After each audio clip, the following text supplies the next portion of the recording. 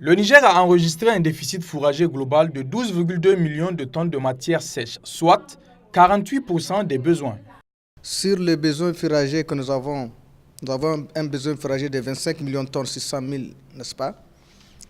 Et sur ces besoins, en tout cas, de 25 millions, il n'y a que 13 millions de tonnes et 300 et quelques de disponibles.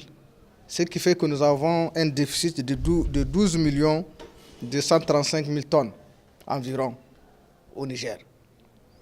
C'est dire que cette année, au regard, en tout cas, c'est des évaluations officielles, en tout cas de nos services techniques compétents du Niger. Nous, en tant que collectif des actions pastorales, qui fait le plaidoyer, en tout cas pour la sécurisation des systèmes pastoraux,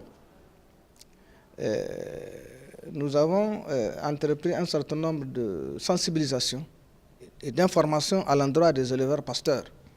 Vous savez, quand une telle situation arrive, il faut effectivement vulgariser l'information. Il faudrait que l'éleveur sache la situation qu'il attend.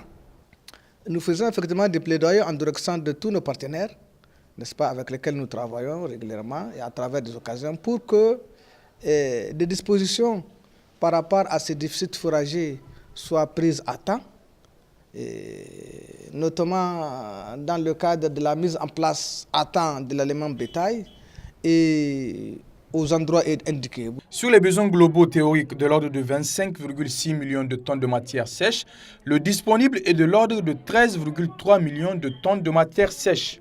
Quand on sent une situation arriver, il faudrait dévancer. Il faut qu'on ait l'habitude de prévenir, ne pas attendre que la catastrophe arrive pour qu'on nous parle de la question de déstockage humanitaire ou de déstockage stratégique, mais c'est de dévancer tout cela. C'est que nous faudrait qu'on ait une culture de prévention dans ce pays. C'est la culture de prévention, c'est quoi?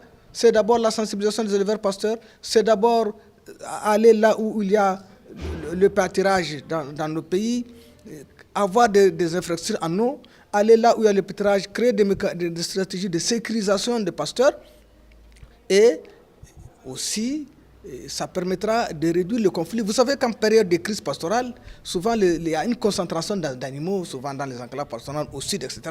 Ce qui fait qu'il y a parfois des conflits entre agriculteurs et éleveurs. Je pense que c'est c'est tout ça qu'il faut mettre dans la balance pour réfléchir une stratégie à temps maintenant. L'écart entre le disponible fourrager et les besoins réels de consommation montre que ce déficit est plus accentué dans les régions de Difa, Tawa, Tillabéri et Zender.